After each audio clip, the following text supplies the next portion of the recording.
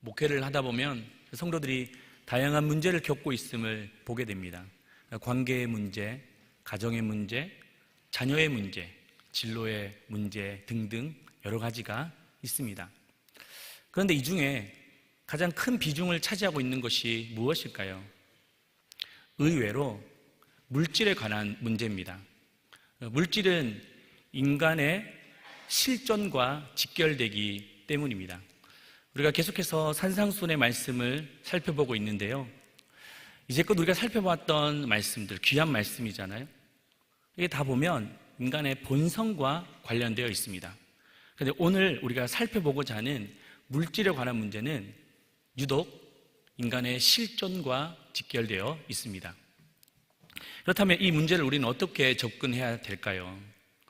그러기 위해서는 먼저 돈에 대한 잘못된 두 가지 극단을 이해하셔야 됩니다. 첫째는 돈을 축복이라고 여깁니다.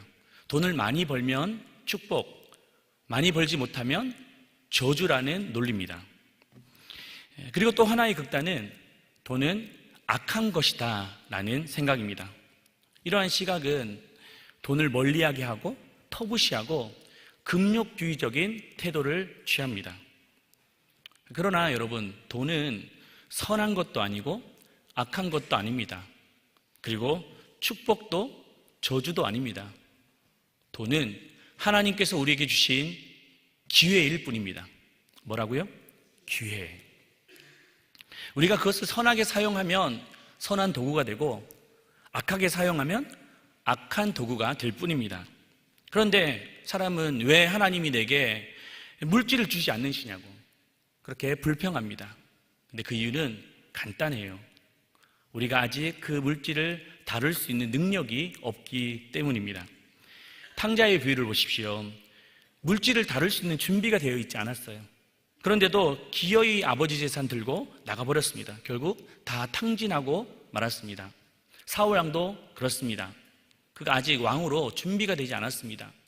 그러니 전쟁에서 취한 이 전림품을 자기 마음대로 사용하다가 결국 왕위에서 폐위되고 말았습니다. 아간도 다르지 않습니다. 그가 아무리 여리고 전쟁에서 승리했지만 그 보물을 빼돌리다가 결국 아이성 전투에서 패하고 말았습니다. 따라서 하나님이 우리에게 물질을 주실 때 그 물질에 대한 기회를 잘 선용하시길 바랍니다. 그러면 하나님은 더 우리에게 많은 기회와 또 다른 기회를 주실 겁니다. 본문은 앞서 말했던 것처럼 물질에 관한 문제입니다. 그런데 이 본문을 좀 이해하려면 그 당시 시대적인 배경을 먼저 아셔야 됩니다. 당시 유대는 로마의 압제 아래에 있었습니다. 백성들의 삶은 피폐해졌습니다. 그리고 무엇보다도 로마가 가혹한 세금 정책을 펼쳤기 때문에 백성들의 삶은 파탄에 빠져 있었습니다. 그러니 사람들은 더 돈에 집착할 수밖에 없었습니다. 어떻게 해야지 돈을 더 모을 수 있을까? 어떻게 해야지 돈을 더 많이 벌 수 있을까? 하지만 현실은 녹록지 않았습니다. 당시 화폐의 가치가 불안전했기 때문입니다. 유대 사회에는 총 세 화폐를 통용했었는데요.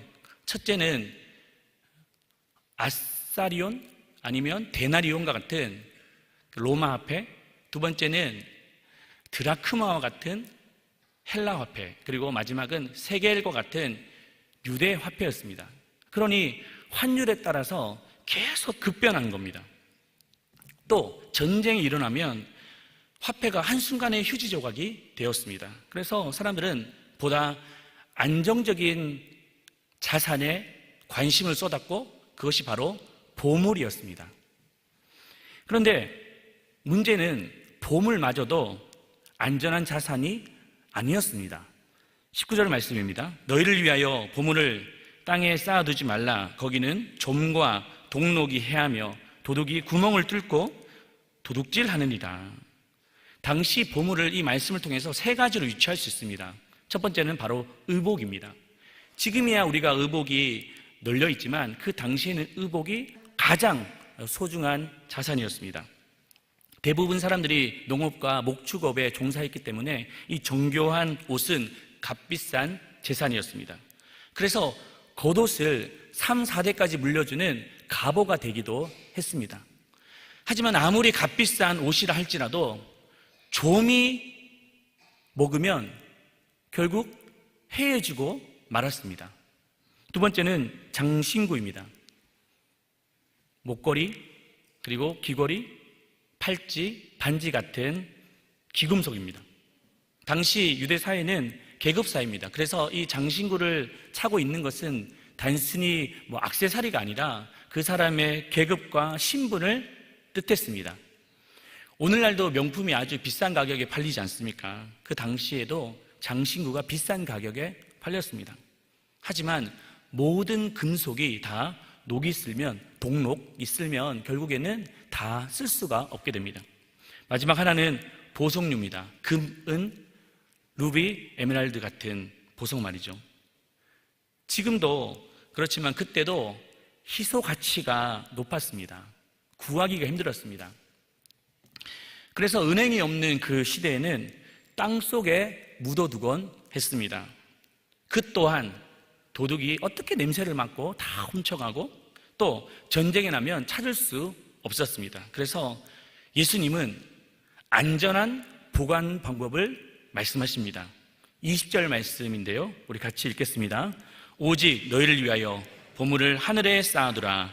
거기는 좀이나 동록이 해하지 못하며 도둑이 구멍을 뚫지도 못하고 도둑질도 못하니라. 너무나도 당연한 말씀입니다.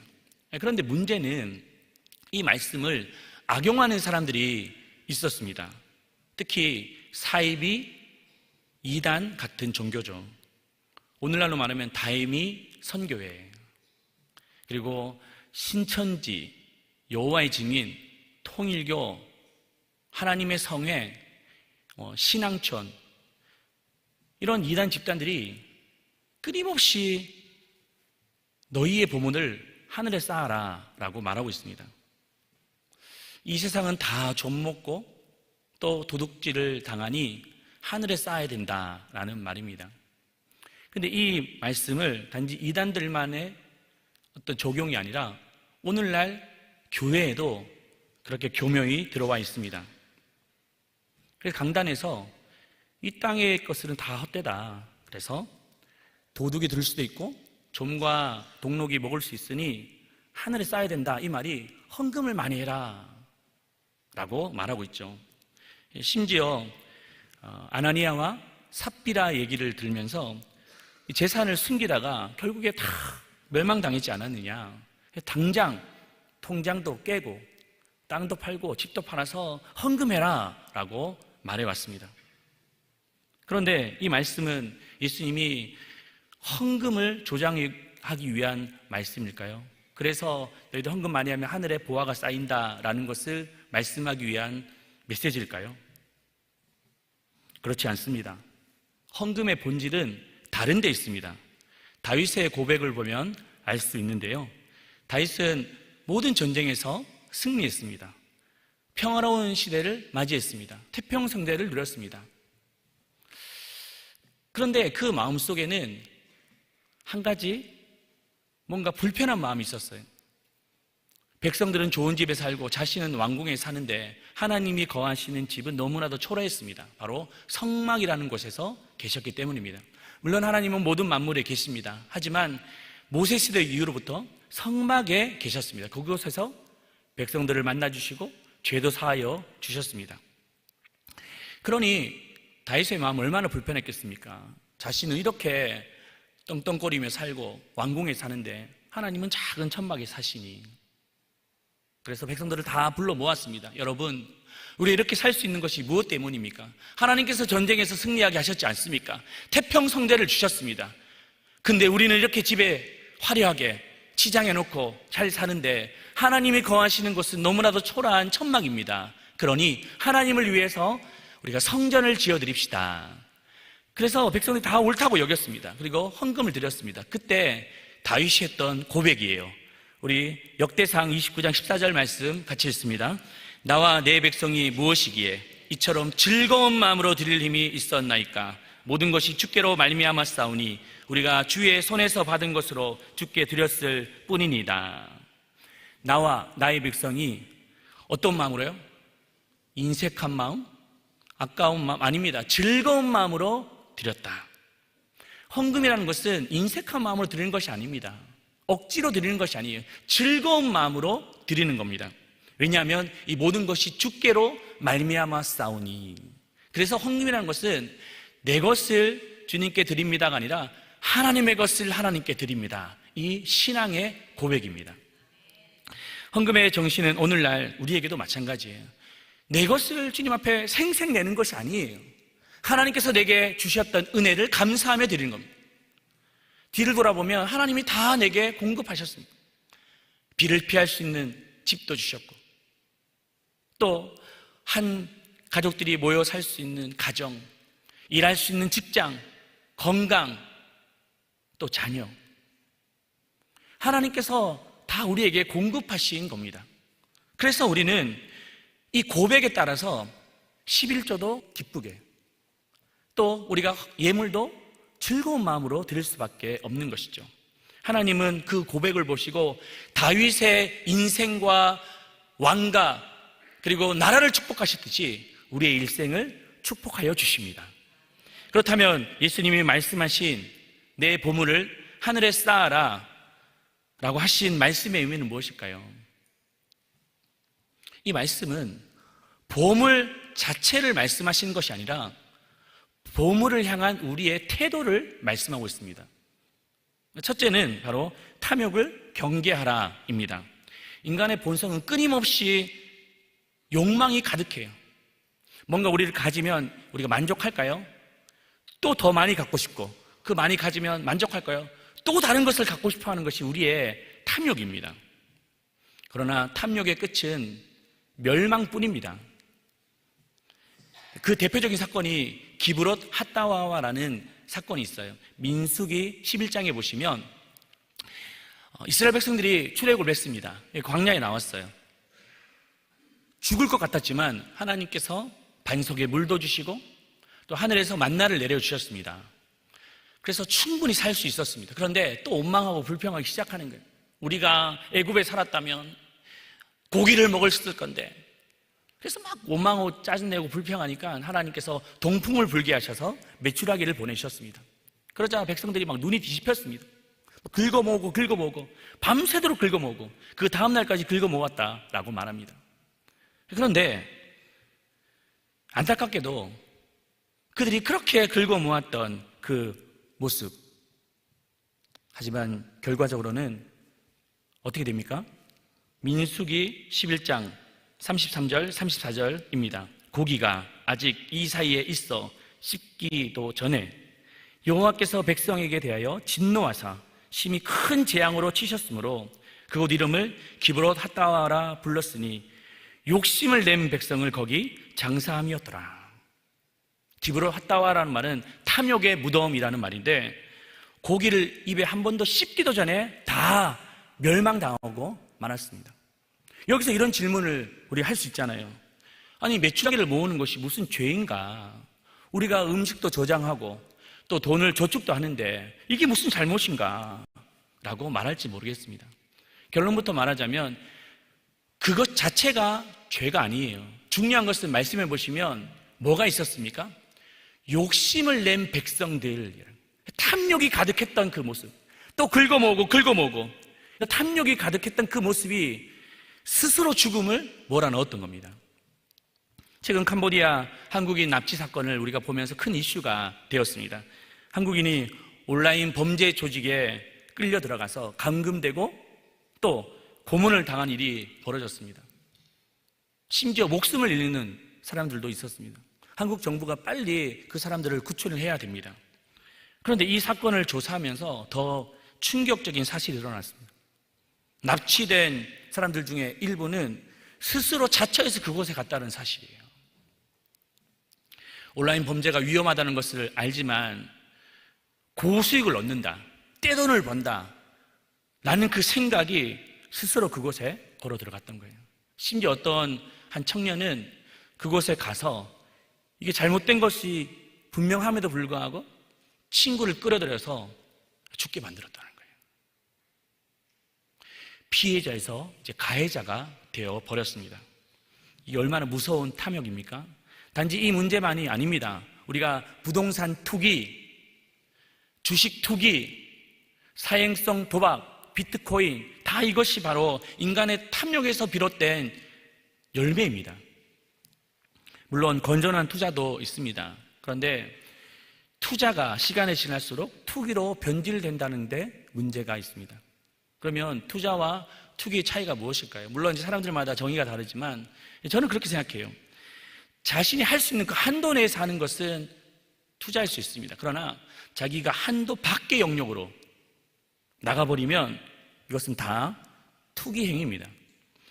한 기사에서 읽은 내용인데 40대 가장이 한 비트코인에 손을 댔습니다.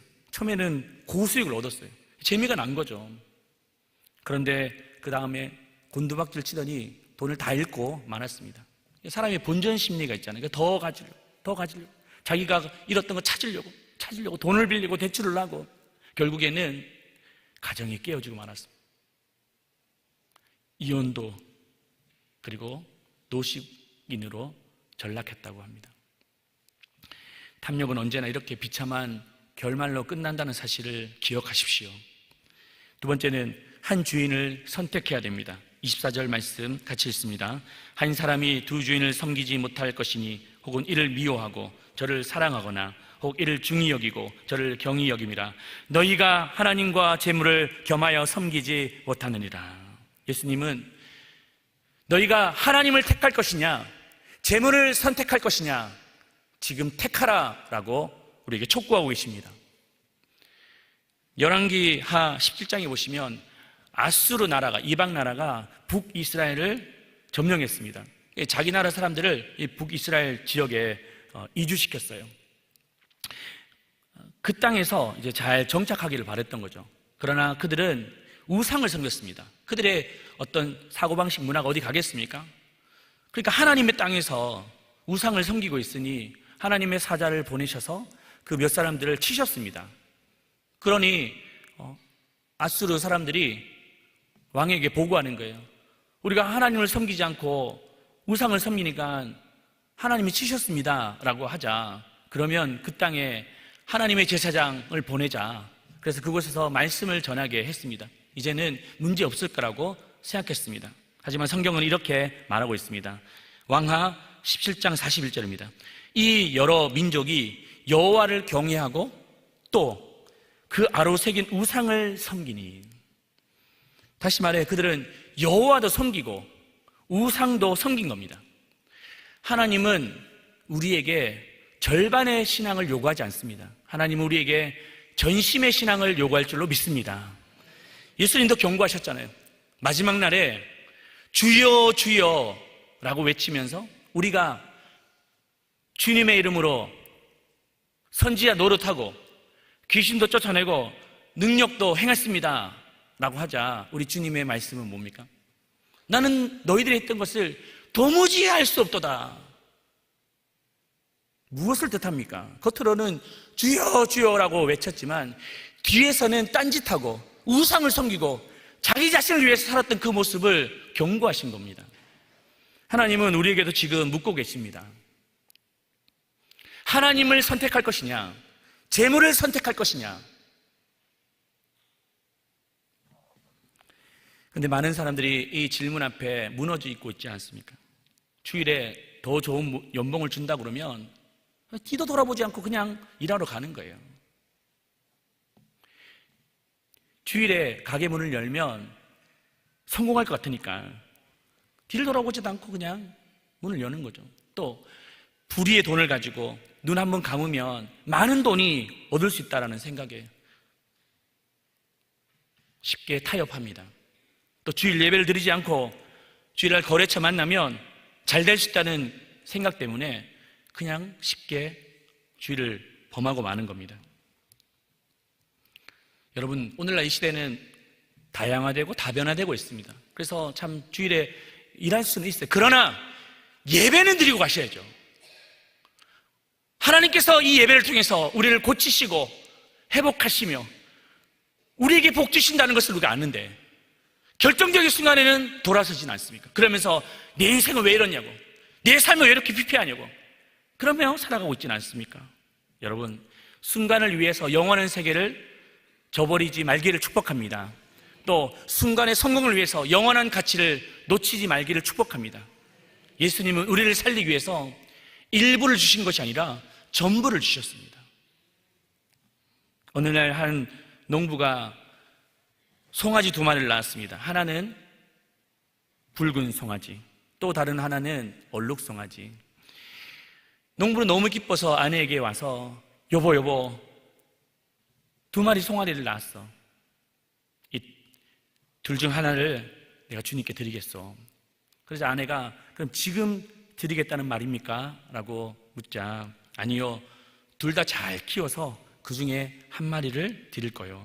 시간이 흘렀습니다. 농부가 낙심한 얼굴로 아내에게 찾아왔습니다. 여보, 주님께 드리기로 했던 얼룩송아지가 죽었어. 그러자 아내가 아니 아직 드리는 걸 작정하지 못했지 않았습니까? 라고 말하자 이 농부가 이렇게 말했습니다. 어젯밤에 얼룩송아지를 드리기로 작정했었어. 참 이게 우픈 이야기 같아요. 우리의 모습이진 않습니까? 혹시 하나님과 거래하고 계산적으로 우리가 믿진 않습니까? 가장 최고의 것을 최선을 다하여 드리십시오. 하나님은 절대 공짜가 없으신 분이십니다. 우리에게 가장 최선의 길로 최고의 것으로 인도하실 것을 믿습니다. 마지막은 하늘나라의 가치에 투자하셔야 됩니다. 20절 말씀 같이 읽습니다.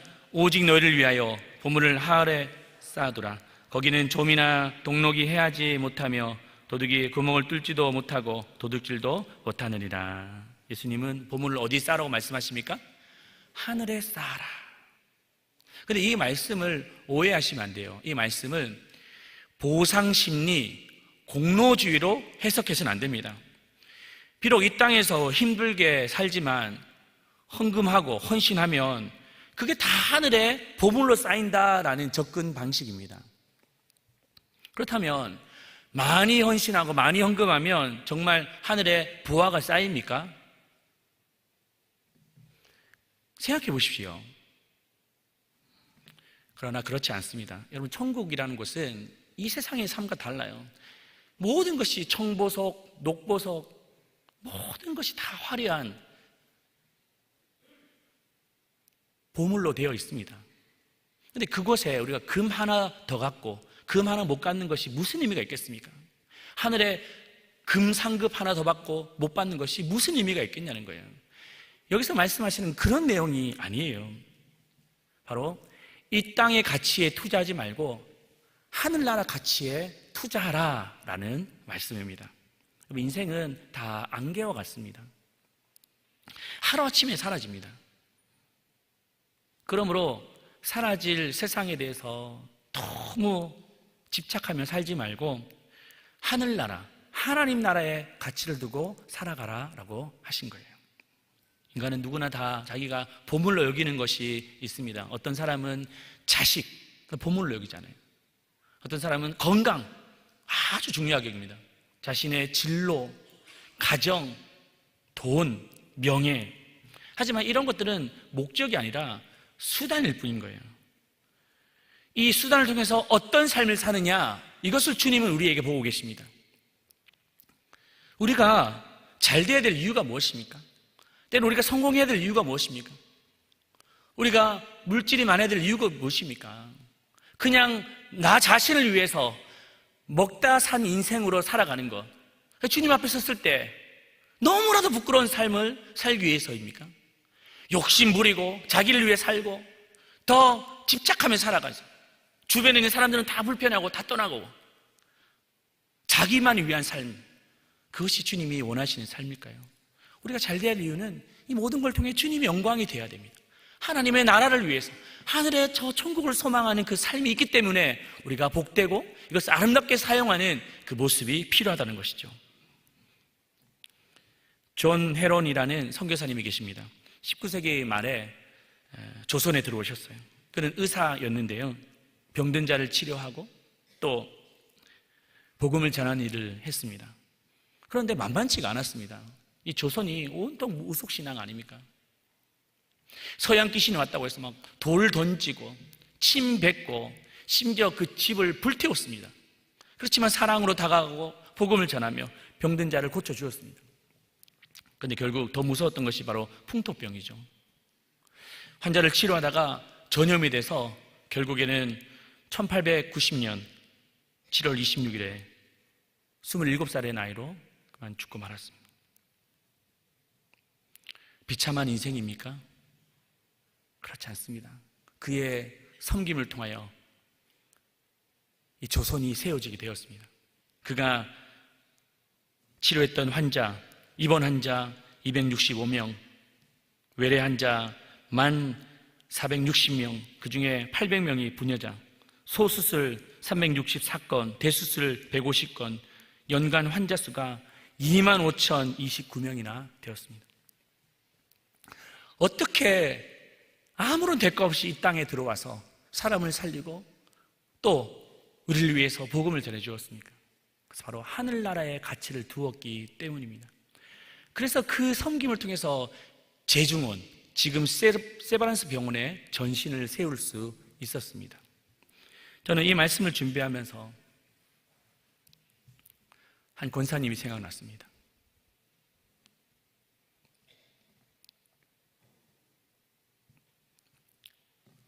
지금은 고인이 되셨지만 시한부 선고를 받으셨습니다. 누구보다도 힘드시고 누구보다도 무거우셨을 건데 하루하루를 믿음으로 버텨내시며 살았습니다. 하루는 우리 교회 성도들 중에 어려움을 당한 분들을 찾아가서 밥도 사주시고 또 환우들을 위해서 찾아가서 기도해 주시고 경제적 어려운 분이 계시면 찾아가서 도와주시는 거예요. 권사님 왜 이러시냐고. 그러지 마시라고. 권사님 먼저 몸 돌보십시오라고 얘기했습니다.